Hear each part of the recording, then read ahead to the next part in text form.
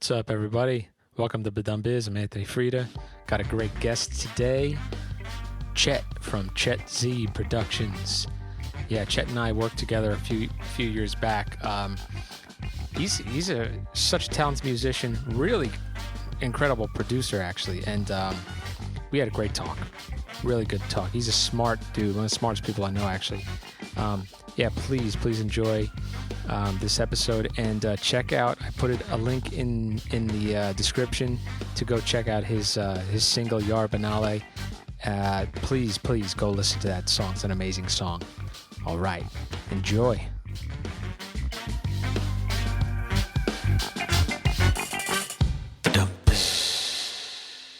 All right, what's up, everybody? Anthony Frida here. Welcome to BaDumBizz.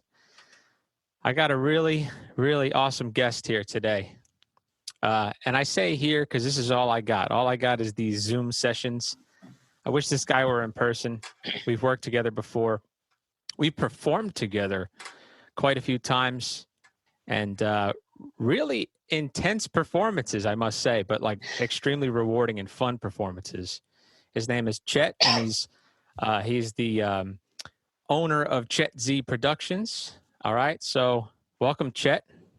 Thank you very much, Anthony. Honored to be here with you. I know it's on a virtual level, but hey, you know what? It's the best we can do now with all the craziness that's going on. Thank you for having me on, bud. Oh, of course, man. Of course. So, all right. So I'll just do a little background. Chet and I met, I've told this almost every guest here. I have a cool story like of how awesome it is and how in-person connections are so powerful. So there's a woman I went to college with. Her name is Lauren Crump. I'll shout her out. She's a percussionist. She plays tabla, actually. And a couple of years back, right? I think she contacted me because Chet was looking for a drummer, and I think so somehow there was a connection to Lauren, and then Lauren knew me. And so what was the gig? Now, we were playing in Bryant Park in the city for like hundreds of people. I think there was thousands. I think when the when they came back with the capacity, I think we had about 2,500 to 3,000 people basically by the end of the evening. Holy shit! Kind of there was a handful. I think there was a few. There was like 1,000 or so that kind of stayed from the start to the end. But I think when they did the count, in and out, I think we had almost 3,000 people basically. Yeah. Holy shit, man! That was a fun performance. That was a crazy gig, man. That was just like it was mind blowing. Considering that, sorry, man, I've overtaken this, but it was crazy because you had come in, not known a single thing that we were doing. Forget the fact that we didn't even do original. Yeah. We didn't even do original covers. We were sitting there on the fly, taking original covers, fusioning them, and then getting you to play drums. It was like nuts, man. It was like the most craziest I think that I have ever been involved in, to be honest with you. So to kind of describe what because I do want to get into details of what you're talking about. Because it is even I'm thinking back now, what you just said is like, yeah, that is actually pretty impressive that I was able. But I will say though, you were putting it together, right? And so it was a collaborative process. It was a collaborative process. But man, let me tell you something. Talk about a leader. Chet is a leader, and he's able to organize. This was a hell of a fucking thing to organize. I remember after the whole thing, I remember going to you, Chet, this is pretty incredible that you were able to fucking do that. That was a lot of work, and you're working full time at your own business. So let's talk about the actual event. What was the event about? Right. So we got approached. The event was 2 years ago, right? Correct? It's about 2 years ago. About 2 years ago. So we got approached a couple of months prior to the event, which was in I think it was June or July. No, it was May 14th. May, actually. That's right. Yeah, it was a May gig basically by the Latin Dance Festival. So the Latin Dance Festival happens every year in Bryant Park. And they decided that this year they wanted to introduce something a little bit different. So they wanted to introduce sort of South Asian performances. So the band that I play with, Rhythm Dolly, which you and me have worked in together, got invited, and they're like, "Can you do something?" Basically, so we kind of scripted a 2.5 hour session, basically, of Punjabi music fused with sort of modern music, and then kind of this whole mishmash of things that would kind of be diverse enough so it wasn't so typical, but at the same time it related to everyone, basically. Gotcha. So I think the challenge that we had was really, how do you take what we do, which is very traditional, right, and how do you make it so that it appeals to the masses? Yeah. So if you remember the opening song, we did the Michael Jackson. That's right. And yeah, so we had and I've got the video here as well, so I'll show it so awesome. people can see. Yeah, we did Michael Jackson, which was originally fused probably about 20 years ago. And I grew up listening to this particular track, and we got a teacher and his students come on and actually dance to it. That's right. And everything was live. So I had a little bit of sort of, I had some stuff pre-made, which I was triggering basically. But I think 90% of the whole thing was pretty much live in the entire thing, basically. And there's a few triggers, a few sound effects and stuff like that, which we did. And what we basically did was we took all this traditional stuff. Yeah. And we gave it a flavor that everyone could be like, oh, okay, I get it. This is like kind of jamming to it, basically. We did Despacito, I think we did. That's right. That's right. Yeah. And there's a couple of other things that we did. Ed Sheeran one called? Oh, the Ed Sheeran one. Shape of You, is that called? Shape of You, that's it. Yeah, That's Shape right, of You, which I know you said you're sick and tired of playing. You're like, dude, I don't want to play this song ever again. Like, I'm done with this song. So you were talking about, so this is Punjabi music. Punjabi music, yes. And where's it from? All right, so Punjabi music is traditionally from the north of India. Okay. Right? And it's it has a history. I'm not really qualified to talk about the history per se, but it's got a history of using a massive drum called the dhol, basically. The dhol, yeah. Traditionally, yeah, and the dhol is basically that instrument, man. It's a crazy loud instrument. Again, when we play the video, I'll show you a clip of it. And traditionally, it's a very high octane, very kind of like bouncy, energetic kind of music, basically. And what's happened is over years, that music has kind of trickled through sort of the subcontinent of India and has now become part of mainstream music as well. So Bollywood have started over the last, I would say over the last 2 years, adapting a lot of Punjabi music. So initially, in India, just to give you a very quick glimpse, in India, basically, each state has its own sort of music. Now, I'm from the west of India, in Gujarat, so we have our own kind of traditional music, basically. But it was never really popular in sort of mainstream Bollywood music. But Punjabi music kind of took a liking, and now all of a sudden, every other song you hear in a Bollywood movie is a Punjabi song, basically. Okay. And they've kind of taken that, remixed it in their own way, or kind of amended it in their own way to give that flavor and feel. And they're all like, sort of playing Punjabi music. So Punjabi music has really become mainstream. Okay. But as Rhythm Dolly as a band, we don't just do Punjabi music. We do what's known as Sufi music. Okay. And Sufi music is I would say it's almost a classical combination of music and poetry.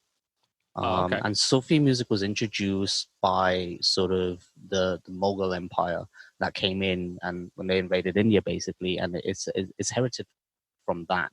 But again, it goes a little bit further than that. It's also the Persian influence as well.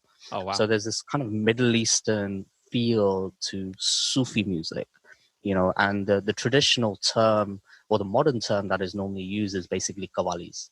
So a qawwali is a group of people, and it's predominantly vocals, right? And it's literally like a choir. So you'll have maybe 7 or 8 guys, very, very high. Like you're looking at the top end ranges of all the notes, basically.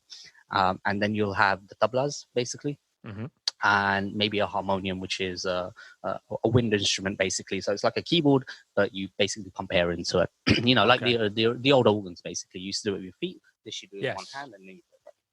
So that's qawwalis, and qawwalis basically were it was about the poetry behind it. Very, Okay. very poetic. And then you mix that up with like the ragas, the Indian ragas, which I think most people are familiar of. And that became your sort of qawwali. So what we do as rhythm toli is we take those qawwalis, we add a little bit of a modern twist to it, and then we take Punjabi music, traditional stuff, and the modern stuff, and we add a little bit of twist to it, so it becomes more applicable and more kind of like diversified. So that's pretty much what Rhythm Toli, the band that we are part of, really does basically. And Brian Park was an extension of that, because we took that kind of mix, and then we kind of added a little bit more of a mix to it basically, and kind of presented it to a crowd who probably never even heard of half this stuff before. But yeah, it's true. A lot of them were it's cool. It was really cool because at the people are hanging out in Bryant Park on a nice warm day in May, right, already. But then so you have that crowd. Then you have the crowd that knew about the festival that was there, which was large, which was extremely large. And then you had passerbys who were just like, because we were right on the street. We were on right Fifth there. Ave. We were Avenue? behind. Yeah, we were on Fifth Ave basically. So we were actually performing on the gate at Fifth Ave. We were like literally 10 feet away from the Fifth Ave entrance. Like, so that part was blocked off, but people were just kind of circling in and out. Basically, it was a buzzing experience. As it got darker, right? Because it was nighttime by the time we stopped. Yeah, I couldn't see, and it wasn't until I was, we were done, and I was able to see how far out the crowd went. It was pretty crazy. And that dance instructor, by the way, because this I guess was the coolest part about the festival, which was this dance instructor. She was incredibly not just a great dancer, but very good at teaching the dances, like to a massive audience, right? Yeah. And then also like throwing them right into, because we were playing. Yes. Right? We were playing music, yes, and they were dancing. And then after that, sort of like little, maybe it was 40 minutes of a course, then we performed. And now you see the people who just learned these moves play them off against. They were cool. They took what they did and they were playing it. They were dancing basically when we were singing. So I think that was really cool. It was a nice collab basically going on there. One little quick question, just because I love thinking about music history, and I think about American music. I think my roots in what this fucking instrument in front of me goes back to jazz. But jazz goes back to blues, and blues goes back to, man, it's like a weirdly complicated starting dark storyline of slaves. Yep. And folk songs. And it bloomed into this beautiful reality we have here in terms of musical expression. Yes. Right. So that's my roots, right? Jazz, I think. Jazz and then early blues. And that's only maybe a little over 100 years old, right? Yeah. How old is Sufi music, Punjabi music? What's the tradition? How long of a tradition is this? Oh God, you're looking at more than hundreds of years, basically. I think. See, the Indian music was, and again, it's really weird when I'm trying. There's so much you could talk about this stuff. It's like there's just so many elements. Like there's so many areas of Indian music, which is like, God, where it came from, how it started, how it evolved, like the ragas.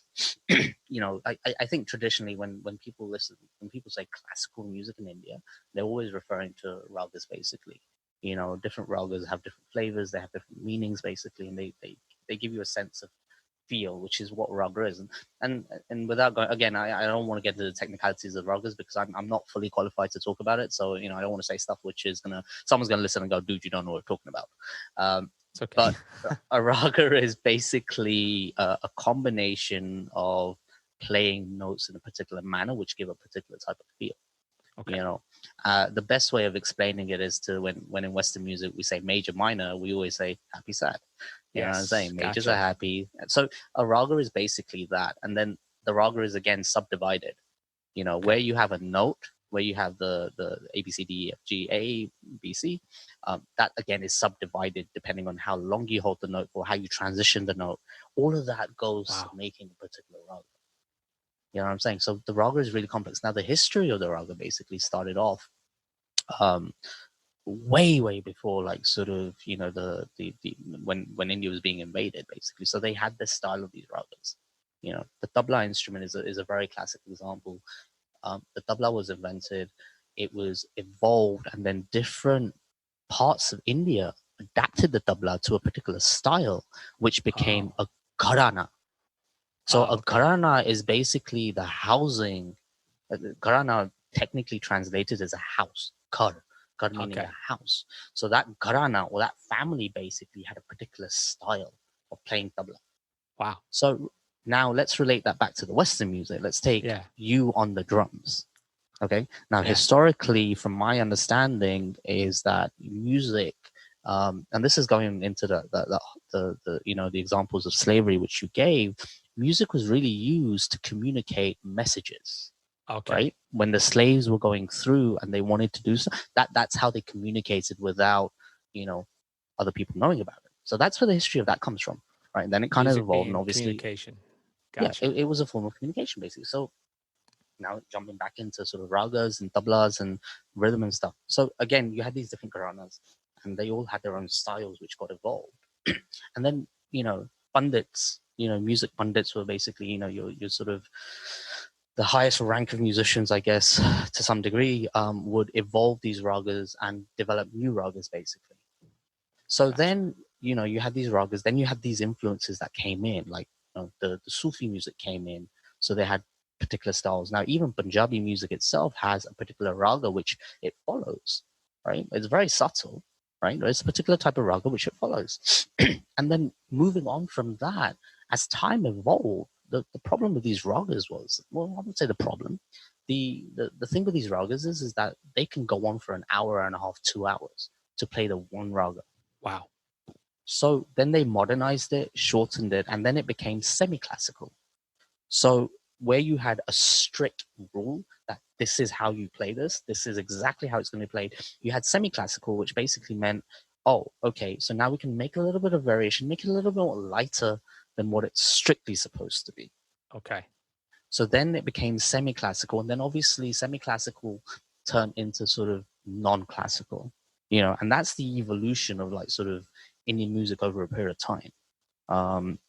But again, there's just so much more. I mean, what I'm talking about is just literally scratching the surface. Oh, of course. You know? So yeah. I mean, you know, for any listeners who, by the way, I'm talking about, this is like post-classical. This is like how America's folk music became our modern pop, rock and roll music, even hip hop. How that everything goes back to folk, the folk aspect. My one question, without, you know, you don't have to get deep into a history of it because I know it's so much. My one question is this music now, is it a mix of, you have a classical discipline of music and you have the folkloric, which means, I guess, instruments that people just created just to pass the time and to express themselves? Is there a mix of that in the culture, or is it mostly traditional classical discipline? No, it's traditional classical discipline. There was a reason when a raga was played. There was also a timing element. Like there's ragas which you can only play at certain times of the day because they had a particular feel. There's a raga that invokes rain. So there's a rag called Rag Mega, basically, which means, literal translation means rain. And if you played that rag sincerely and you had that truth in it, you could actually make it rain. That was a belief. Wow. Yeah, so ragas are a lot more powerful than sort of just the musical elements. And again, I'm going to touch on this very, very.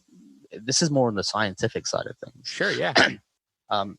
You know how in modern music, like, you know, let's take a modern example, which I think most people understand.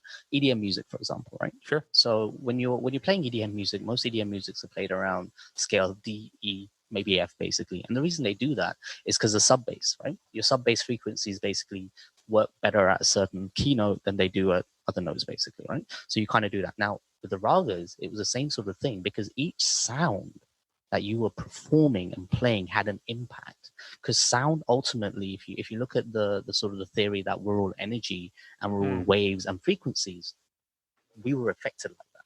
So Wow. therefore, those sounds were supposed to affect us in a particular way. So those ragas weren't just constructed because some guy decided, yeah, this is how it's going to be played. They had a science behind it. Wow. They actually had the science behind it, saying, yeah, this is why, and this is what the effect will be. So if people really kind of listen to a particular type of raga, they would be affected in that particular way, whether it was sad, whether it was happy, whether it was joyous, whether it was, melodramatic, whatever it was, basically. So there was a science behind it. But obviously, there's a level of intent that a person needs to listen to it with, which I don't think, we have the discipline. Even as a lover of classical music, I don't think I have the discipline to go into a 2.5 hour concert and listen to one raga. It's just like I wish I couldn't. I didn't want to say that, but it's actually true, because it does take discipline to listen to it, not just to play it. Of course, I think what you're talking about. It's, if I was to translate it, because all I could do is be sort of selfish in the way of translating it to how it relates to, we're a couple years apart, right? But we're in the same modern time, and we have the same references of what music is, Western music is, right? It's like, the only way I could describe it is our even music that we cherish, Western music that we cherish, and we hold up to a high regard, like of a quality of artistry. And you did mention Michael Jackson before, whatever about the artist, but the music, when the music came out, it was stunning. Like Thriller, the album Thriller, stunning album, right? There, and we could throw out countless names. Stevie Wonder, the Beatles, obviously, right? So we'll throw Elvis in there, Chuck Berry. Okay, so while yeah, those are world-changing artists and the music that they created, it still ended up. Tell me if you agree with this. It still ended up to where we are now, which is, it was just about capitalism to its core. The only reason why it exploded, right, was because it was pushed, because of the excitement behind, because it was special, but it was, man, was it milked? And you know what I mean? So I do agree with you on that. I think I have to agree with you on that. I think it was pushed, capitalism to some degree, basically, and I think situations and circumstances bring about a particular type of feel, and obviously, when you talk about movement, feel, capitalism to some degree, the first thing that comes to my mind in terms of American music is hip hop. The birth of hip hop was out of rage. It was out of expression. And I listened to, and again, this is just my age speaking now.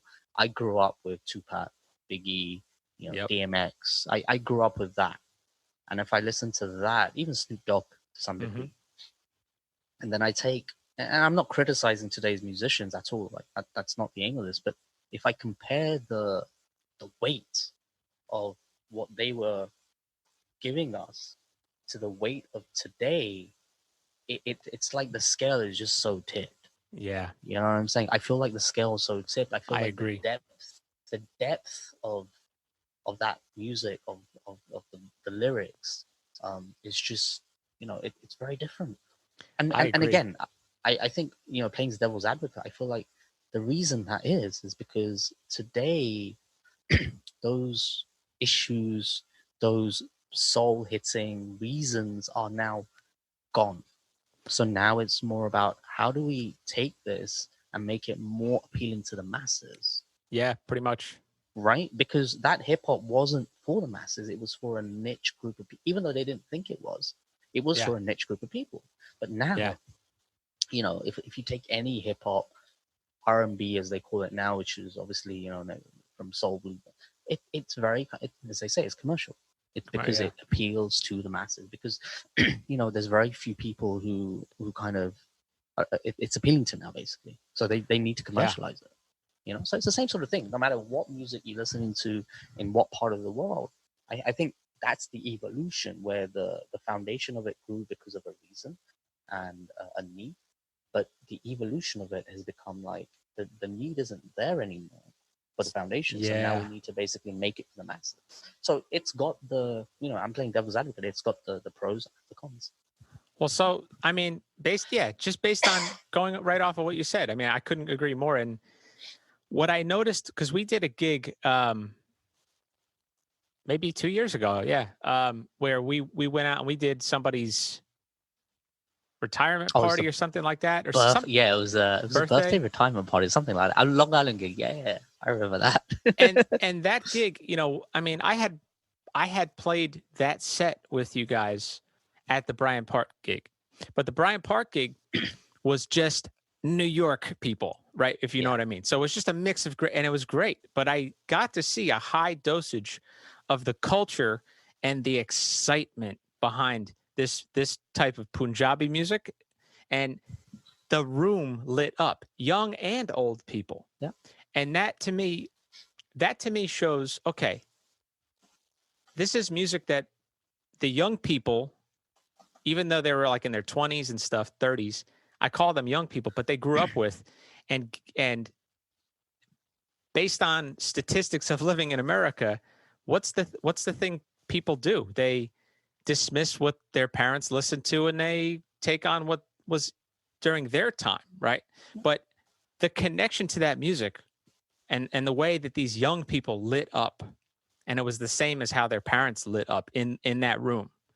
You got to understand, because I've how many weddings I've done.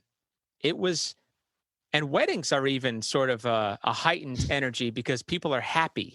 Two people just got married, right? And it's not really about the music; it's more about the wedding and the marriage. But in that room, it was a birthday, but people, the energy lit up, and that told me that America's problem is that our God, or I guess some cultures have a closeness to the earth, nature. Some cultures have a closeness to whatever gods that they worship, right?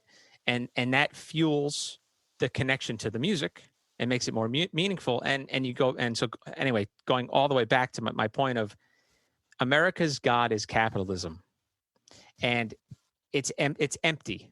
That God is empty, and that's why we're talking about when we're talking about modern music.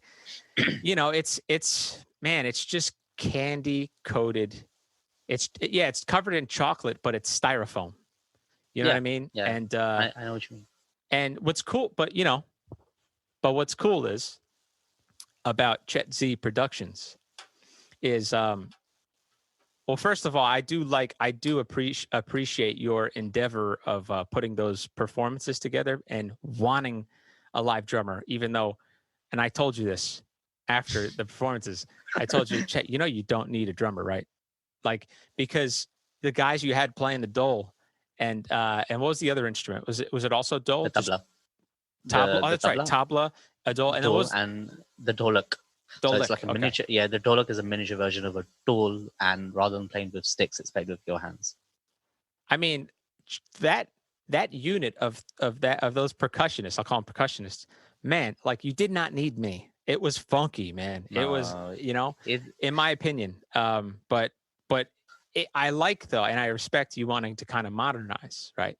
It's like an inclusive endeavor. I like that. And you put a lot of trust in me too, because like you said, you kind of just threw me a list of like 100 songs, and then you were giving me, like, I remember like emailing you back and forth. You're like, no, don't worry about that section of the song. Only listen to this.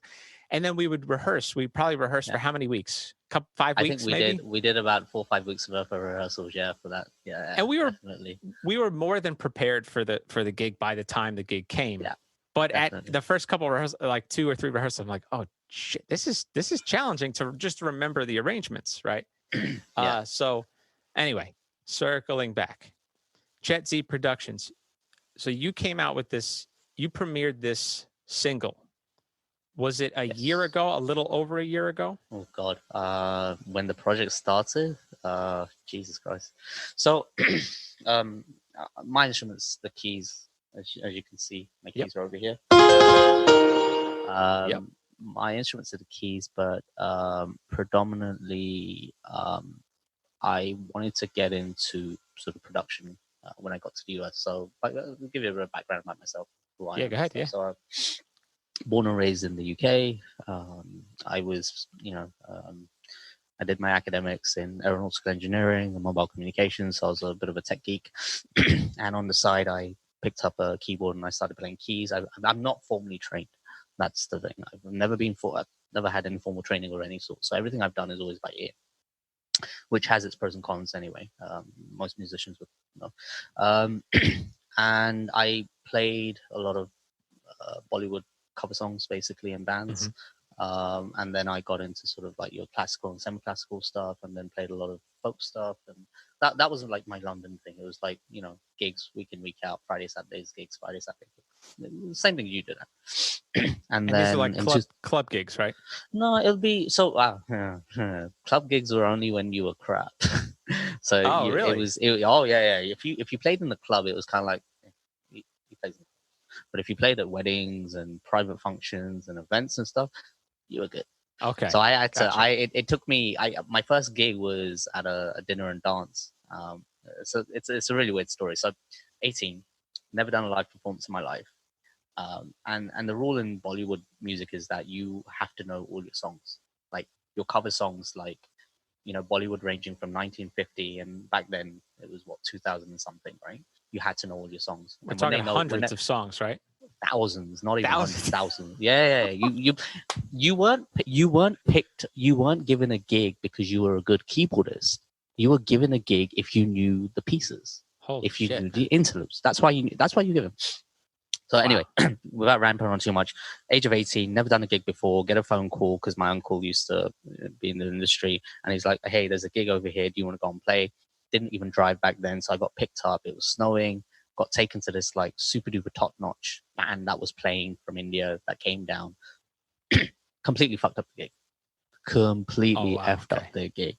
I hardly knew a single song. Even the ones I did know, I was so freaking nervous I messed up this time. Anyway, shamble of a gig. Luckily there was a guitarist there, so my ass was covered basically. Gotcha. And I remember I went off stage and I was really like, I knew it, they knew it, everyone knew it.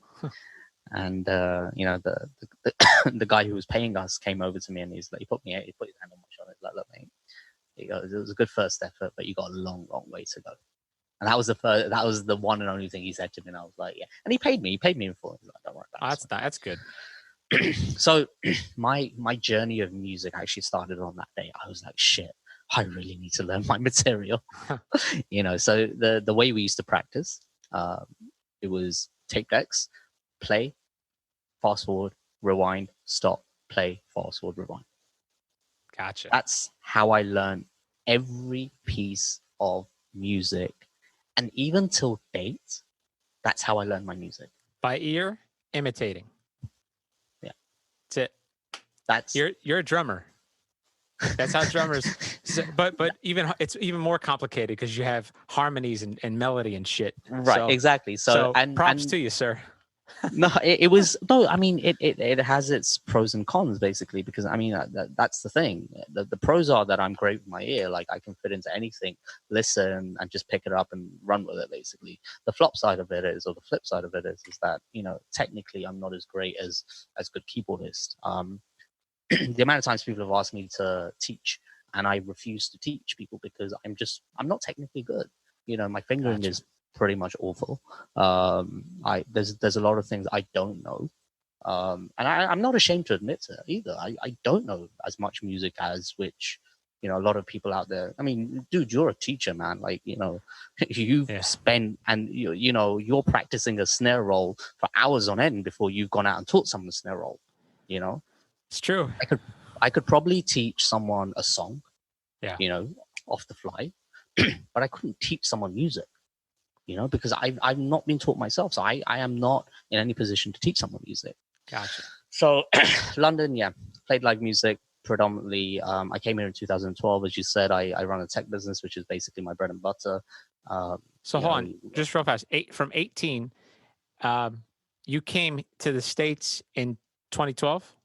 No, in 2012, So 2012, I'm 41 now. So when I was 18, That's doing my maths now. What's that? 21 years. So what do we? 2020. So 2020, 2000. Yeah, just before About 2000. 2000. Like, yeah, just early 2000s basically is So when really. all of that time in the UK, were you gigging all of that time? Yeah, Were you doing those events? Every Friday, Saturday, Friday. So I started off playing with bands who had additional guitarists. So the way I started off, they basically put me in bands where they had guitarists just to support me, or they had another keyboard player, to kind of pick up. So I was kind of, and then slowly, as my confidence increased, as I started knowing my songs and my numbers, I was then getting solo gigs. So the typical solo setup, gigs. well, solo in the sense that there was no other musician. See, Just the Bollywood singer? bands, Just the singer and you? well, that's what I was going to come to. So okay, the typical setup of a small Bollywood band in the UK was two singers, a male and a female, right? You would have a rhythmist, i.e., either a drummer, live drums, or an octopad, and then you'd have one Indian percussionist who would play the dholak and the bongos and congos, basically, and then a keyboardist. That was it. Gotcha. So the weight of everything musical or melodious was on the shoulders of the keyboardist. Yep. There was no one else. You would be fortunate if they had a little bit more of a budget at a gig and there was a guitarist. And that was what it was like. I immediately saw that in like within the first two rehearsals of those Bryant Park gigs, or that Bryant Park gig. Yeah, everything was, you were everything. We could not rehearse without you. That is a fact. We would, I think we tried. Dude, you're giving once. me too much credit, man. You're giving me way too much credit. No, I'm serious. No. You give me too credit, bro. I think it's more of a mindset. It's like people who are put into situations, and I respond to those situations in a particular way just because that's how I've been trained. I'm comfortable being thrown into anything and just being able to start playing. So it as I said, it has its pros, which is bad. Like I don't care who you are. You could be a bloody jazz band for all I care, and I'll play whatever jazz piece I know. I'll stick with the basic sevenths all the way through, and I'll get out of it, and I'll get away with it. So that's really the pro side of it. So yeah, that's basically London and me, UK and me. I did all that, and then obviously you improve. Started playing with people from like Bollywood background singers, music singers basically, who came down from India. Played with them. I played with some very auspicious people in the music world.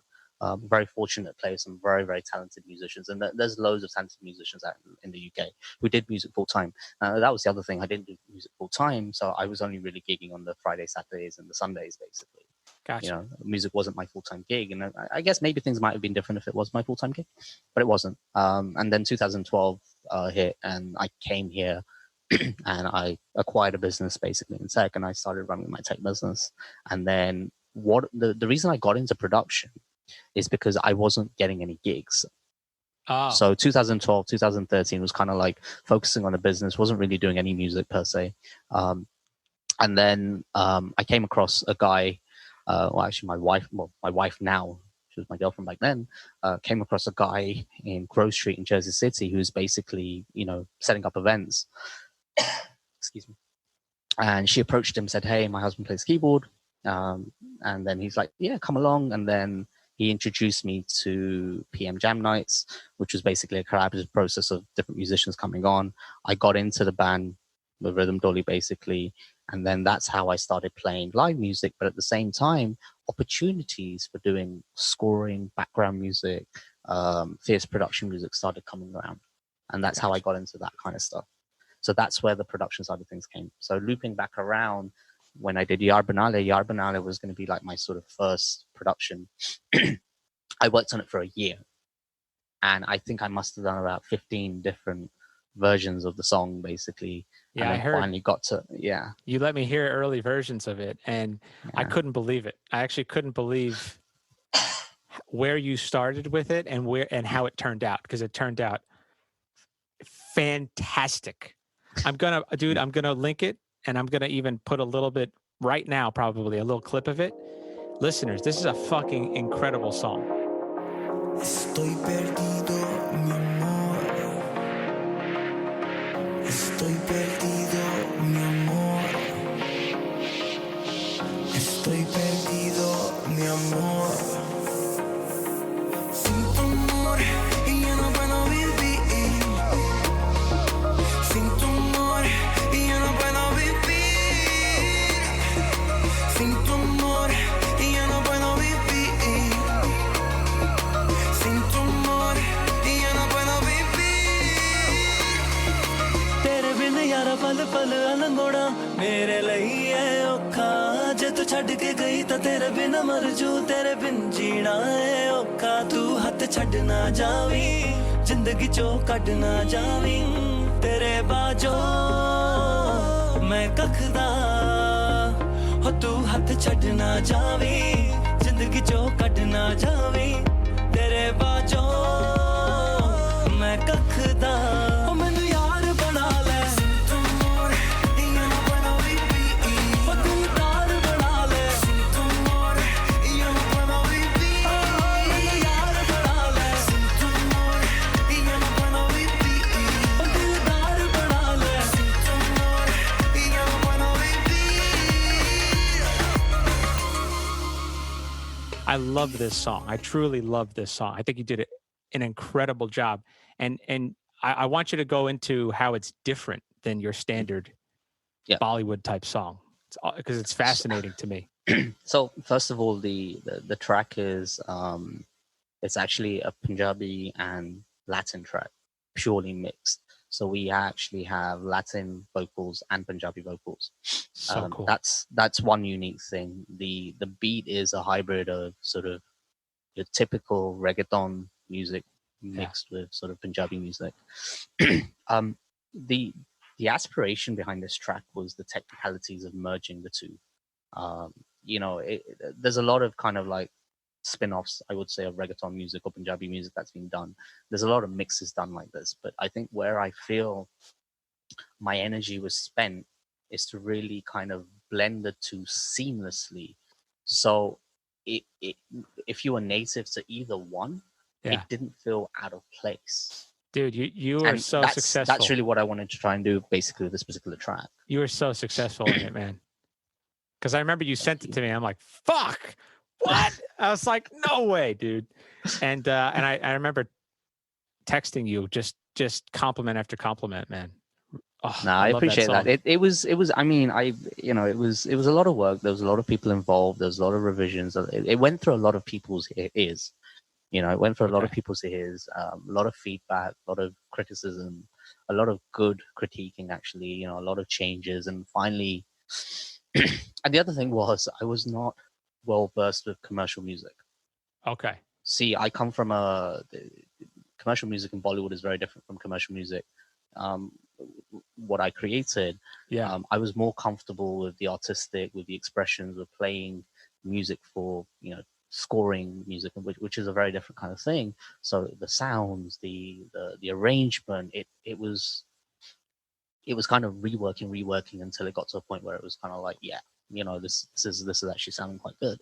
And yeah, I had help as well. It wasn't like a complete solo. There was other people who got involved, helped me with the arrangement a little bit. Like my engineer basically, who's out in India, Shri, I'll give him a shout. He's an EDM buff, house buff. He's amazing. And you know, it went through him, and then us going back and forth before it became like, okay, this is now worth releasing, basically. You know, so again, I don't take credit for everything. I take credit for the idea and, you know, for wanting to do it in a particular way, but I needed help.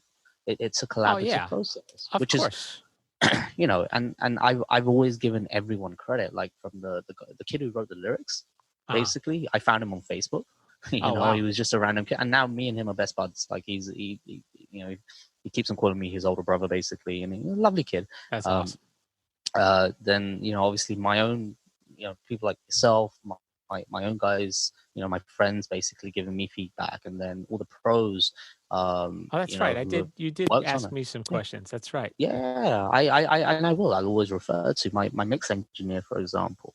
You know, she is someone who mixes with the likes of Jay-Z and Beyonce. Like, Wow. dude, I came across. She's based out in Atlanta. You know, super duper cool lady. So freaking talented. So talented, you know, and I managed to pull her for doing my mix, and the mix was just like awesome, you know. And then the fantastic. And the mastering, I ended up doing at Abbey Roads. Like, oh, you did? Yeah, I ended up going to Abbey Roads for a master. Oh shit! I got a mastering engineer from Abbey Roads, basically, who mastered the entire thing, and yeah, it came out amazing. You know, fun fact tip: production, mixing, mastering, keep them always separate. And that's something I adhere to. It costs a little bit more money because obviously you're getting different engineers, but I promise you, your end product turns out the best. If you try and mix, master, and everything yourself, not going to happen. That's something that I can swear by. That's interesting, man. Yeah, that's an interesting take on it. And I don't have enough experience with you know, mixing and production to even know if you're right or not. But I'm going to take your word for it, because if that was the quality, man. Now wait, hold on. Now is that one of your first single that release? That was my first. Yeah, that was my first. That was like, I mean, what a first, what a song to be your first. I mean, so for listeners, I'm going to link it. You got to listen to it. In fact, stop the podcast right now and go listen to it. There's also an amazing video. We got to talk about that too, that you filmed for it. But I'll say about this, what I loved about the song is the sonic landscape that so you talked about before with traditional music being able to kind of give off a certain feeling, attached to a certain feeling, right? While it's not on the nose, I did get like, man, like I almost felt like there was a romance that came through the song. I mean, it was clear as day, and you feel like this summer romance vibe to it. But it also is very visual, if you know what I mean. Yeah, stimulating in your mind, just from the sounds. It's very soundscapey. I think the vocals are so good. Yeah, I think that's what probably binded the entire composition was the vocals, because I think the way the vocals were sung, really kind of, you had this modern feel, which was the commercial aspects of it, but there were elements of the sort of the traditional parts which came through it as well. So applicability wise, you know, it was applying to different people basically. Yeah. And it was interesting because, you know, when you listen to sort of hardcore EDM, vocals are kind of in the back. It's kind of a flavor, you know. Yes. You're adding like repeated vocals, far and few, you know. But here it was sort of the other way around, where you had this kind of like tropical house. Technically, it's tropical house. What I ended up doing, basically, reggaeton, tropical house, Punjabi, and the vocals were all kind of in the foreground, and the music supported the vocals to kind of, you know, elevate the song. So yeah, and I think the vocals were done really well. I mean, the guy who sang them is he's done Bollywood in the background. And he's released a bunch of his own stuff as well. You know, very, very talented guy. But yeah, what's his name? Gajendra Verma, basically. Gajendra. Okay. He's again from India, very versatile singer. You know, got in touch with him, and he agreed to do the track. So it was all, you know, it kind of, I think the patience and the you know, the test of time paid off basically, and I took my time with everything. I didn't just try and rush it and get it out because I had to get it out. And I think it helps because, you know, a lot of people get frustrated. Like my wife looks at me and goes, "You're playing the same thing over and over, and what are you doing? Like, come on, move on. When's this track going to get done? This track's never going to get. This track's never going to get." And, you know, 3 months have passed, 6 months have passed, 9 months. Oh my god, here's another version of it. The other one was good, you know, and that frustration that other people have.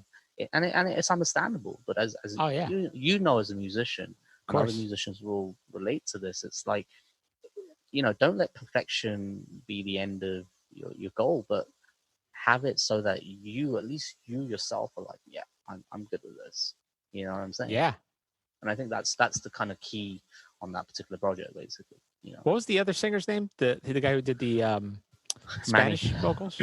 Yeah, so Manny was he used to work in my building. He actually got signed up with Sony. He's working for a label in South America and Puerto Rico, doing really, really well.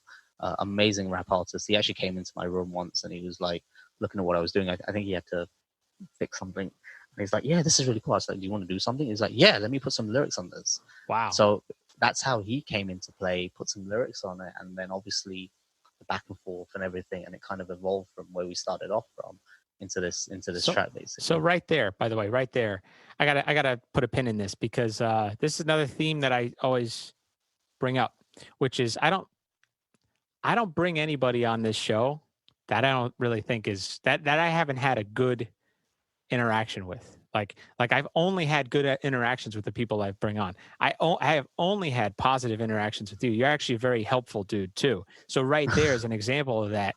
And I'm telling listeners, like, that shit goes such a long way in an industry where you're just trying to either get a gig, form a band. You know what I mean? You're trying to maybe make a fucking a little bit of a living doing music. So something like that where, you know, you were just so nice and inviting to the guy. Now the guy's on your track. It sounds awesome, right? And now you helped him out a lot. You know what I mean? Well, he was doing his own thing anyway. I think Manny wanted to go down the route of, and I'm not supposed to say Manny. It's not his actual stage name. Orange Juice. Orange Juice is a stage name, so I should be saying Orange Juice. He was already on a path to kind of go down the route of doing music anyway. I think this project kind of popped up and it kind of worked out between us basically. And you know, his success is his own credit. Oh, of course. I can't take, you know, he's done like an amazing job with everything. I only mean too in the sense of like I didn't mean that like, oh, here you go, you know, fly out of my nest. I meant sort of like that guy till he dies, and you know, his kids will get to listen to that amazing track is kind of what I'm saying. Like here, I'm going to tell you, I don't know if I'm recorded on a track where I'm like, I can't believe I'm on this song. And that's the type of song that I'm trying to explain, that I think about your song in that way, which is right. It is an incredible song. Thank you. And I wish I were on something like it. And I'm saying this guy, man, this is to be one of the vocalists on that tune, man. I mean, I'm excited just thinking about that, you know. So hopefully I get to be on a track like that. But that's kind of what I meant by that. You know, you really did something special. You know, I know you're so close to it because you spent, like you said, you spent so long. I think I was fatigued. I think I did. I ultimately, by the end of it, I was so fatigued. Like I was literally tone deaf on that track. I think I must have gone through it so much, like, and I think that's the flip side of it, because you will become tone deaf with a track. Like everything just becomes a blur, like, you know, and that's why you cannot. I mean, you know, people argue about this all the time with me, and they're like, "No, I can mix my own song. I can master my own song." I'm like, number one, you need the freaking equipment to make the master. Yeah. Like, I'm sorry, you can't mix a professional track at home. You can't. Like, I'm sorry, it's not possible. You won't have all the tools, right? You won't have all, and it's not about expensive gear, but it's the technique, and it's the acoustics around you. It's everything, right? It's everything, right? And mastering. I mean, come on, man. Like, dude, how do you master a track in your bedroom? It matters. Like, it does. I mean, it does. That's the sheen, right? That's the sheen you're putting onto everything. Yeah. So that's why I'm always an advocate of, hey, producing a track, great, get it up to a point where you need to get it mixed, and then hand it to someone who can give it a fresh. And it's about freshness. It's about, you're tired. You've gone through it. You've played it so many times. You've heard it so many times. Now everything just starts sounding the same. You know, it's that same kind of thing, basically. You know, it's like when you're playing the same song at every other wedding, and you're like, you know, you're playing it without even thinking about it. Dude, that's like, sad. That depresses me when I'm on autopilot, man. Yeah, you're right. Yeah, you're not thinking. You're on your phone texting, and I've done it as well. Like, you know, I'll be on my phone will be here on the side over my keys. I'll be playing away, and I'm like looking at my messages while playing. And then at that point, you realize that, dude, you're done with this. Like, it's not, you're not smart anymore. You're not professional anymore. You're just kind of like, it's become another job. It's know? A job, yeah. And that's where you have to kind of go. And I think I'm going to bring this back on you now. I think you did this where you were feeling that and you were like, dude, I need to do something different. Mm-hmm. And this is the most important thing that I think I've taken away from you. It's like, dude, I can't do this anymore. How many times am I going to play the same fucking song over and over and over and over again? Yeah. I think I realized though that I don't know if I'm the guy to do that. I'm not saying anything about doing it. And I've said it on this show before. Man, I fucking wish I was one of those people who love doing those entertainment gigs and just love playing. Yeah. I fucking wish. Are you kidding me? You know how much money would be in my pocket right now? I wouldn't be worried about paying bills and shit like that. You know what I mean? But for whatever reason, I'm not wired that way, and that's fine. And you know what? I'm happy to step aside so somebody who wants that gig can have the gig. Because as far as I'm concerned, it doesn't matter how good I am. I'm a little bit of poison to that group because of my attitude going in. Yeah. It doesn't matter how good I play. I'm not excited to be there. I don't even want to be there, and that's not good for a group, in my opinion. No, so I've had, even back in the UK, I've had gigs like that where I'm like, I go to a gig and it's the same old shites, and you're kind of like, all right, here we go, and you're like, okay, you've done your gig, you've taken your budget, and you've gone home, and you're like, okay, yeah, it was just another gig basically. And then you go to some gigs and you're like, it blows your mind off because you did something different, or some guest singer came on and wanted you to do some stuff, and you had a jam with that person, and like in Bryant Park, where you and Sajoy had your sort of solo pieces and you played off against each other. Right. That was amazing. Like, you know what I'm saying? Right. And you get stuff like that and you're like, wow, now I'm That's excited. Right. And then me and Sajoy actually did some collaborating, did some videos. Yes. He came over, he did percussion and drum. Yeah, that's right. So that's another going back to how I started this show, which was you meet people, you make connections, and you wind up collaborating somehow. When you don't know that when you're shaking your hand, somebody's hand for the first time, you don't know that, you know what, a couple months from now we're going to be collaborating on something cool. So that's why I love. That's why I love about when you get a gig through somebody who knows you and you have somewhat of a friendship or acquaintance. I love that stuff, man. It always leads to really positive things. Really good stuff. I want to get you because you have some stuff to show us, right? Some. Yeah, I can, sort of just a little bit, I wanted to just show you that Bryant Park video. Basically, I think that'll be pretty interesting for the viewers. Basically, I'll see if I can definitely pull that up. Just give me 1 second. Let me just get it ready. Yeah, we did this kind of like snapshot. It's like a 3-minute video of sort of Bryant Park. Click on, here you go. Let me know if you can see the screen. Yep, can see it. All right, I'm gonna play this. Hopefully the volume and stuff, everything's okay. Yeah, this was the Bryant Park video. Now, are you hearing volume? I'm not hearing anything. Are you? I'm not hearing anything. Okay. There we go. There it is. There it is.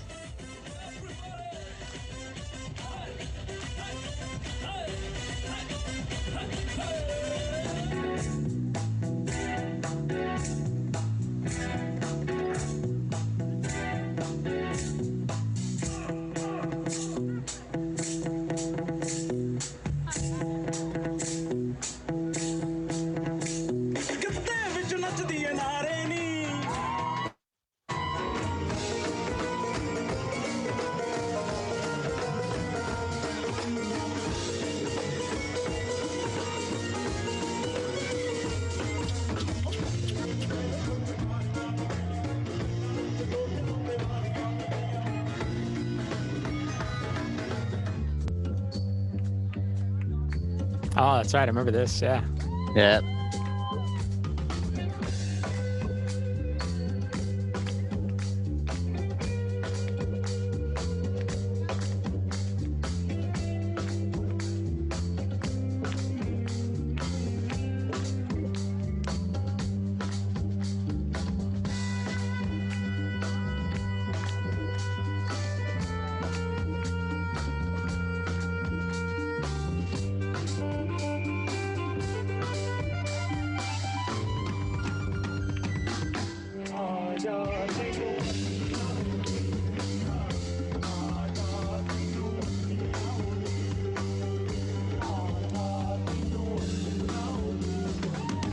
There we go. This is you.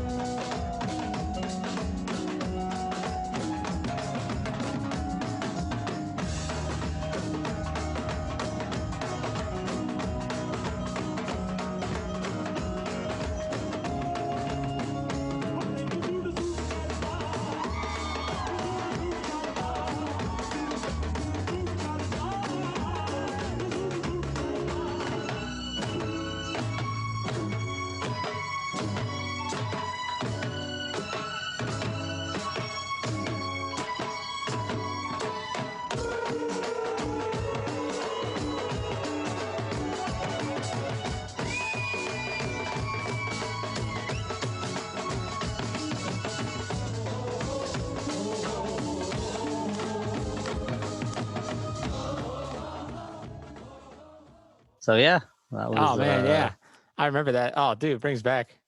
That brings back memories, man. Oh man, just this image over here in that light side, like when it goes from day to light, it was just like shit. whole That crowd of brings back people, and you see those- a little bit of the skyline there. Yeah, Oh, it man. was magical. I have to admit that was like the magical gig, man. That was a magical gig. Yeah, man. So fun, dude. It's so funny how I had one of my previous guests a few weeks back. You know, I hadn't worked with the guy in years, man. But when you rehearse so much on certain material, you just don't forget it for some reason. So he's playing, you know, he's like replaying music that I had played years prior, and I just remember every single note. It's so that's kind of what was happening there. I was like, oh, I know what's coming. I knew every note. It's just weird how, we did a gig last year. It was a similar, you know, we did similar set, right? Yeah. We did Jersey City, right? I think. It was an exchange place basically. We had a sort of smaller. It was what was it? I think it was the Holy Festival basically. People throwing colors around everywhere and everything. Yeah, so we did that gig. The same sort of thing basically. Love playing again, with you guys, man. open stage. Yeah, likewise, man. I mean, it's great minds, great talented musicians basically, and everyone is kind of enjoying what they're doing, and it doesn't feel like it's a burden basically. And I think that's what it is, the opportunity to express. And it kind of goes back to what you were saying, it's being able to express, and that's when like true music comes out. That's right.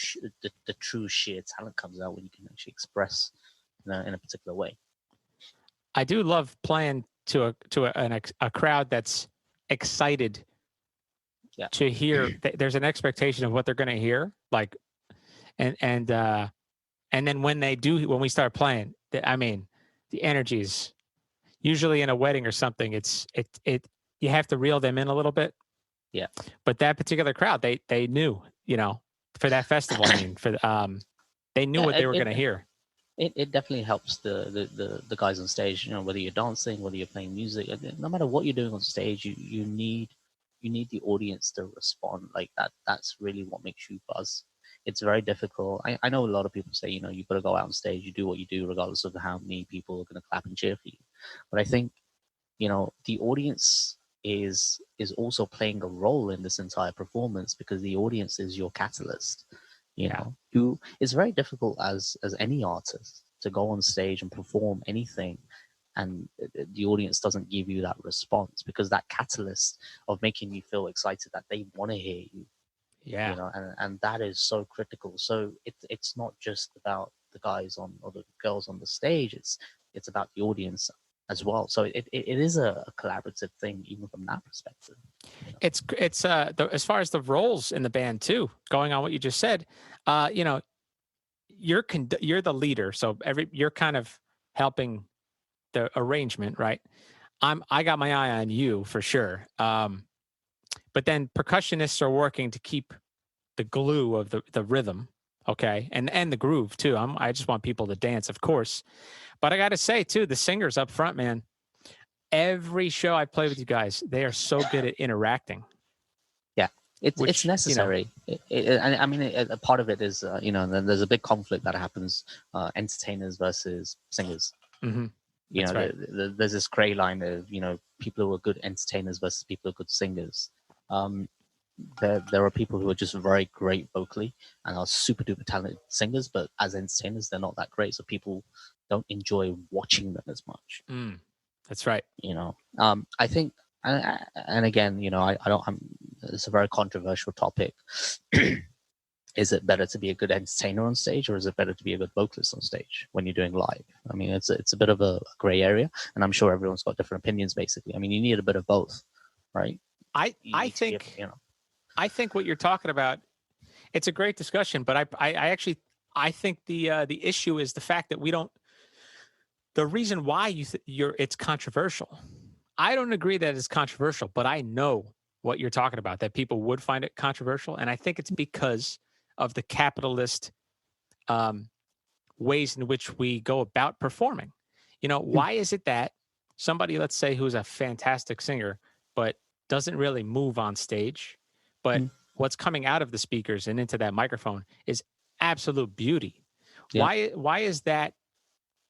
Why are we judging that voice and that art based on what kind of venue they're playing on? I mean, you know what I mean? But then but see, to home onto that point, it's like these talent shows, right? You're not only being picked because you have the talent. You're being picked because have you got a presence on stage? Are you going to create a following? Are you going to create a market? Okay. And that's the key word. Are you creating a market? Now, as a band, you know, there's energy, there's, you know, there's that flair, so people want to watch you. It's pleasing to the eye, right? But then that is overtaking the people wanting to listen. So modern day music as a keyboardist, you know, you know, even if I go back to Bollywood stuff, it's very difficult for me and two keys to basically create that feel of the song because it's so technically advanced. There's so much happening. Like it's difficult, which is why, you know, if you look at most Bollywood musicians, sorry, I'm taking this away slightly from the topic, but if you look at Bollywood musicians in the UK or anywhere, basically, the preference of wanting to play live music was between the eras of like sort of your 1950s up to your 2000s, 2000 and sort of 10 even, because music was still playable on a live platform. To replicate, let's take a song like, you know, let's take Despacito. You know, we did that on stage. At a very basic level, if I took Despacito and I did it on stage, you're never going to be able to replicate that feel, right? Just because of all the effects on there, just because of everything that's happening, right? And then if you take a particular song, like let's take anything from the Beatles, you know, a drummer, two guitarists, and a bass, you pretty much covered it, right? Yeah, depending on the song, right. Depending on the song, you pretty much covered it. So it was you felt like you were doing the cover justice. Now it's like, am I even doing this cover any justice? Does it make sense for the singer to just put on a backing track and just sing to it? You know? That blows my mind. That people are paying the amount of money that they're paying to see these performers, and they're singing to a backing track. They're singing to a backing track, or you know, and you know, Justin Bieber's I'm gonna take his name. You know, I'll be honest with you, I'm not a great fan of him, right? I mean, he you know, he's talented to being a talent, but you know, he's gone on stage and he's been criticized for basically miming, you know, and so there's a bunch of other people as well, but he just came to my mind, and it's like it's unfair. So now going back to what we were really talking about is like, you know, the entertainer versus the artist. You know, what are you paying for? Are you paying to see me jump up and down, or are you paying to see me sing? Like, Yeah, you know what I'm saying. And it's, as a musician, I want you to see me sing and play. I don't want you to basically pay to see me jump up and down because it's visually insane. Like, use your ears. So let me ask you, because I'm following exactly what you're talking about.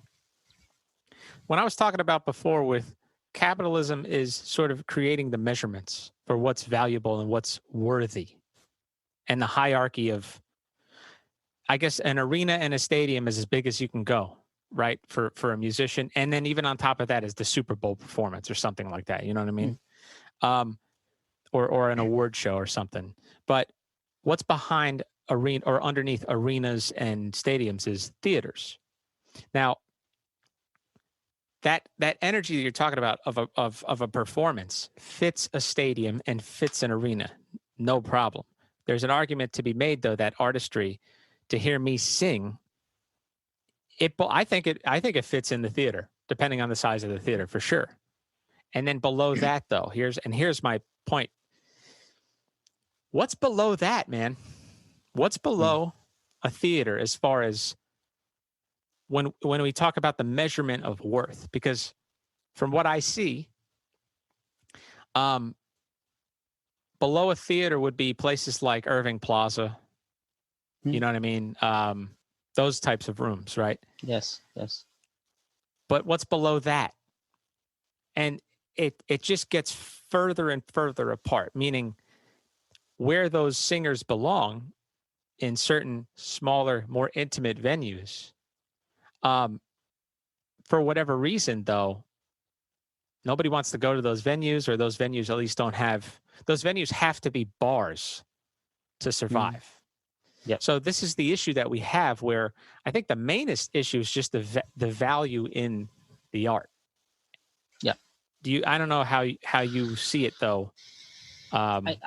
It's true. I mean, having a room with 20 people, having a room with 20,000 people, the artist is going to have to perform differently. With 20 people, the artist isn't going to be jumping around. It's going to be, you're going to want to listen to the person. And I've been in both environments. I've been in environments where I've had people in the audience who are actually just listening to you, and they're listening to you with intent. And you can feel that because they're staring at you, they have their arms crossed, and they're like literally listening to you.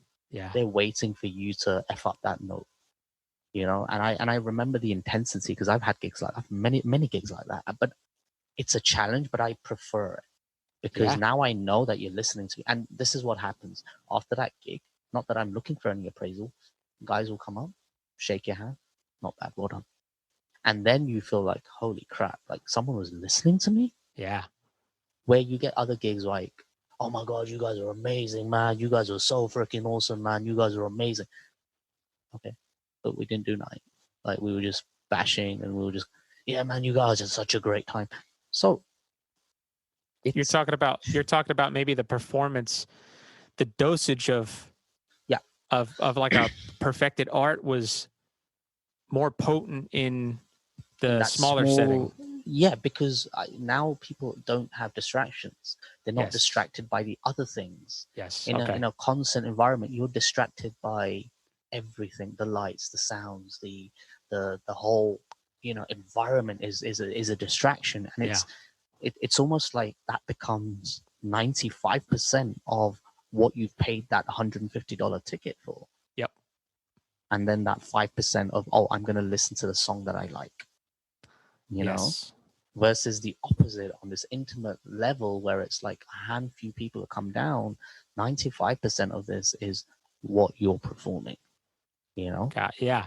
And that to me is, as an artist, right? Not as an entertainer. As an artist, I'm like, okay, that's my true value, because you're listening to me play my keys. You're listening to me perform, sing, play, whatever it is. I agree with the you. Stadium, the Bryant Park is an energy boost for all of us, right? It's an energy boost. Now, even the Bryant Park, though, I will say this: nothing we did on that stage was easy, right? Yeah. Secondly, was run of the mill, and thirdly was pre-recorded. Everything was done as if it was live. Yep. For ourselves as musicians, I can honestly say it was work. Like we had to think, we had to coordinate. Remember when I was playing that, I think it was the Michael Jackson song, basically, the dun, dun, I had pre-recorded that bass line, right? Remember? Yes. And you were like, dude, I can't keep tempo with this. I go, this is difficult, man. Remember, we had that conversation like 2 or 3 times, and the guys were like, dude, man, we can't, you'll have to do this live. Was it because it was, was it because it was programmed in a way to be, when it came in, it wasn't in time? Yeah, exactly. Or something like that? Okay. Yeah, gotcha. and you're like, I don't know if I miss the beat, I'm screwed. Remember, we had that, we had that conversation, and it was like, oh, okay, and we had to work it out and stuff. I think I ended up playing it anyway, or something like that. Okay. But that shows the integrity of what we're trying to achieve. Yeah. Right. So from a musical standpoint, we all kind of had to gear ourselves up and go, shit, how is this going to work? And then when we went out on stage, audience didn't know that. The audience would have never known that. They wouldn't.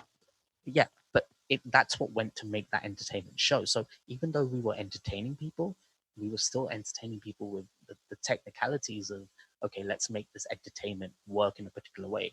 The guys who came and danced, they had never practiced with us. That's right. They had never came to a single rehearsal because they didn't have time. And they went out on stage. Kudos to those 2 guys, right? Yeah. To go and perform to a recording, which then we had to do live. So think about it. I mean, one of them was a child, right? He was the little Michael Jackson, right? Yeah, he was the little Michael Jackson, basically. Yeah. So that's what I'm saying. So if you look at it now from that particular standpoint, it's like, shit, we really pulled off something which was magical. We had what's scarier than the unknown, right? And there was an element of, we don't know how the fuck this is going to go. No, we didn't. Okay, we prepped as much as we could, but it wasn't like everything was written. It wasn't like everything was scored to the T. Didn't we imitate a specific arrangement that was like customized for that? Yeah, we did. It was customized, but again, it still had things going on which you couldn't, like, basically that particular track was Ice. I remember the Ice-T song, Ice. Oh, that's right. Right, and that's then right. Ding, and then you had the ding ding ding ding ding ding. Yeah. Ding, ding, ding, ding, ding, ding, ding, ding. And then that was mixed with a Punjabi song, basically. That was the original mix that was done 20 years ago. So we replicated that. Wow. So it was, I mean, again, that's what I'm saying. That's right. There was technical challenges. But the point, to your point, basically, it's in my mind, this has always been a conflict. And I don't think there's an answer to it. It's the artist versus the entertainer, basically. And, what are you going there to pay for? As I said to you, I consider myself to be a fairly good keyboard player. Mm-hmm. I'm not great, but I didn't get hired because I was a good keyboard player or a bad keyboard player. I got hired back in the UK because I knew my song, and that was it. I was able to cover a song and play the pieces, and that's why I got hired. Yeah, you were providing a service. Period. Yes, basically, that's what it was. You were a reliable service. That's it. Yeah. And the more songs I knew, the more chances of me getting hired by other people were. And that was it. It was simple as, It is. What, to your point? I mean, I'm trying to think of what's the last arena stadium show I've seen? It was Foo Fighters, I think, and it was like 2 years ago. And they're great. That's one of my favorite bands. I remember though, what was that 2018 or something like that? I remember that I also saw a theater show. I saw like the Pentatonics. I saw a lot within like a year or two. And I do remember though that, and small clubs, like some of the jazz scene, New York jazz scene guys, man, fucking incredible performances. So I had a range of what we were talking about before, which is the hierarchy of what's valuable in terms of the measurement, right? In terms of what venue. Like one was in some like Village Vanguard underground in the city. One was at a club called New Blue. Others were at like one was at the Red Sox Stadium. And then one was in the theater. I think it was Beacon Theater. So what actually to me, this is my own opinion, was the most valuable performance that I witnessed. And I almost felt like, I can't believe I paid so little to witness this fucking talent on stage, which was the Pentatonics. Yeah. And I don't know if you're familiar with them, and if listeners, if you're not familiar with them, go check them out. Even if you don't like the music, you got to know that they're an a cappella group. I've heard. Yeah. You've heard of them, right? They're fucking insanely good. And, and I pay attention to little things, like they were coming off of a long tour. They looked exhausted physically, but they had to do some like dance routines or whatever, which I don't give a shit about. I just want to hear you sing. The talent level, the quality of the performance was so high that was the best show that I saw that year or within the last however many years it has been. And it goes to show, like, whatever the reason is, they were able to climb that ladder of success. I would like to think because of their ability to, obviously the performance and arrangement. I think if they go hand in hand really well, you can sell, you can market yourself and be very successful if your arrangements, right? I agree. So yeah, I mean, like, it's a challenging, where do you go? Like, where do you go to even, do you chase the money? Do you try to get the gig? Or, do it yourself? That's the challenge, right? It's always going to be a challenge. How do you polish yourself, especially when you're new? Once you're established, it's different. I think the rules change once you're established. It's like quantum physics, right? Anything at a quantum level works very differently than when you're at the large level, basically. So I think but it's always going to be the $64,000 question. I think there's always going to be different opinions, and there's no right or wrong. I feel like it's an individual thing, basically. Yes. So as far as I do want to, because I want to circle back around to Yaar Banale, the video. So that was extremely successful, right? As far as like on YouTube, right? Yeah, we managed to get about 1.5 million views basically so far. I haven't checked lately, but the video was it was done with a story in mind. Again, it wasn't. It had a little bit of a family flavor to it, if you notice, like yourself and everyone else in the video, basically. Oh, that's right, yeah. And just to put it out there, guys, Mr. Anthony was in the video.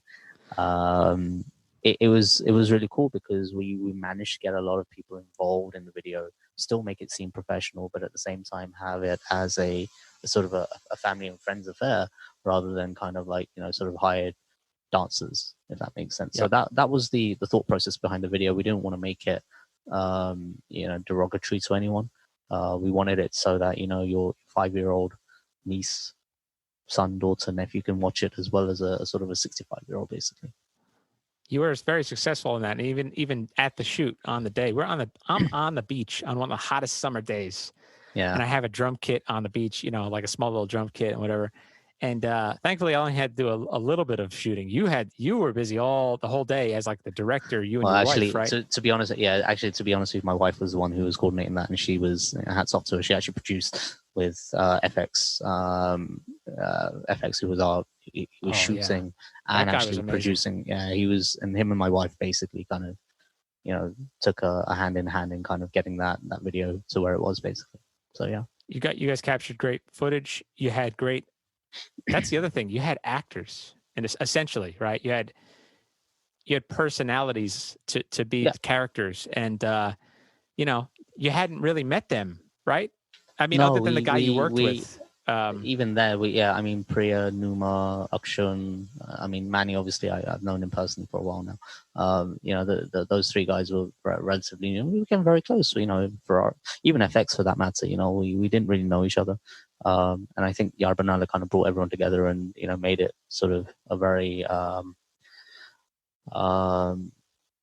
it was cool because we kind of made new friends, and, we had a chance to kind of expand the crew and stuff like that. We're all in touch still. It was a fun day, man. That was a fun day. It could have been a stressful one, but it was a fun day. You know what I mean? It goes to show, that guy FX, man, was so cool, dude.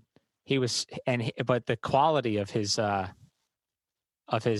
work was I was impressed. I was impressed when I saw the footage. I was like, holy shit, this is an incredible video. It came out. It came out really well.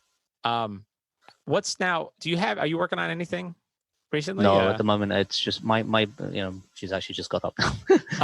Your She's daughter, just got right? up. Yeah. So last year we've got a daughter. She 25th of July was when she was born, and she kind of takes up a lot of my time. I mean, I'm dabbling in a few bits and bobs, but I don't get as much time as I want to. I'm hoping, once we're out of this craziness, she's at school and stuff, then I can start getting back into more and more and more, basically. But right now it's just kind of dabbling on stuff. Of course. Nothing crazy. Cool, man. So cool. Chet, man. Dude. Thanks so much for doing this, dude. I wish we can hang soon. Thank you very much. I hope we can hang very soon. We will definitely. I mean, there's just so much we can talk about. It's just, there's just so many exploratory. I mean, maybe we can do this. You can call me again. I'll be honored to jump on again with you, and we could do a part 2 session, basically, with this more interactive stuff. Absolutely, man. Definitely. Cool, man. Thanks so much. Thank you very much, buddy. Of course, listeners, ChetzD Productions. Go check out Yaar Banale. I'll put a link in the thing, whatever. And everybody, stay safe. Chet, stay safe. And Thanks, I'll talk to you soon, buddy. Take care. Bye. All right, that was awesome. Chet's such a good dude. Please check out his single, Yaar Banale. Again, the link will be in the description. Okay. I appreciate, again, I said every episode, I really appreciate all the listeners. Reach out to BaDumBizz at gmail.com for any questions, any requests, compliments. If you hate the show, I don't care. Twitter, too, Instagram, and all that stuff. Yeah, reach out. I'm willing to interact. Also, here's one little last thing here. I'm doing drum lessons virtually from home, and I've actually been doing them for a few months now because of the pandemic. And actually, I gotta say, I think quality is very good now. If anybody's interested in a virtual lesson, please email BaDumBizz at gmail.com. All right, everybody, BaDumBizz to you, and take care.